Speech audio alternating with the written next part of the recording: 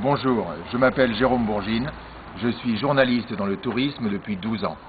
12 ans que systématiquement, je pose aux gens que j'interviewe la même question. Qu'est-ce qui, dans votre voyage, vous aura le plus marqué? 12 ans que j'entends la même réponse, ma rencontre avec telle ou telle personne. L'an dernier, lors d'un reportage en Provence, j'ai eu l'occasion de rencontrer dans la même journée deux passionnés. Le premier, Lolo Moron, personnage à la Pagnole, haut en couleur et haut en verbe, qui vit dans une carrière troglodyte, où sa famille habite depuis plusieurs générations. Il l'a aménagé dans une sorte de musée baroque. Et passer un moment avec lui, écouter cette anecdote, est vraiment quelque chose de passionnant. La seconde personne, c'est François Tessari, un botaniste du musée ethnobotanique de Salagon, qui m'a fait découvrir son jardin des Saintes, la référence mondiale en la matière. Avec lui, l'histoire du thym, de la sauge et du laurier devient une sorte d'épopée fantastique, peuplée de moines savants et de sorcières itinérantes. J'ai là encore passé un moment merveilleux. Dans cette même journée, j'avais découvert les carrières d'Ocre de Roussillon, l'abbaye de Sénanque et quelques-uns des plus beaux villages perchés de France.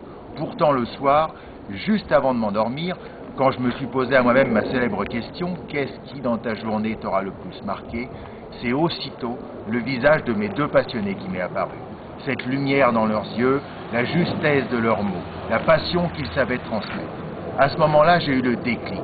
Je me suis dit, c'est quand même fou. Alors que la rencontre est la chose la plus intéressante que l'on trouve en voyage, il existe des guides pour nous conduire vers des endroits, des guides qui proposent des activités, mais il n'existe aucun guide pour nous conduire vers les gens les plus intéressants qui se trouvent dans ce pays.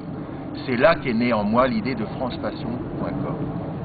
Alors, étant journaliste, je menais une enquête de plusieurs mois, du visiteur jusqu'aux experts, pour voir quelle était la réalité de ce tourisme à visage humain. Et ce que j'ai trouvé a largement dépassé mes espérances. Non seulement j'ai dénombré des centaines d'initiatives de passionnés locaux qui voulaient transmettre et qui étaient dans cette rencontre, mais en plus, je me suis rendu compte qu'il y avait un véritable phénomène, un phénomène de société, de remise au centre de l'être humain dans les actions touristiques. Un phénomène qui est d'ailleurs relayé par les territoires, les villes, les départements, les régions. En revanche, du côté des médias comme d'Internet, on ne trouve rien. Cela m'a confirmé naturellement dans l'idée de francepassion.com, le premier guide des gens passionnants à rencontrer. J'ai publié plusieurs enquêtes dans des magazines sur ce tourisme à visage humain. Et maintenant, il me reste à créer francepassion.com, le premier guide des gens passionnants à rencontrer. Voilà, je suis certain que ça va être une aventure elle-même passionnante et je vous remercie de votre attention. Tous les détails sont dans mon dossier.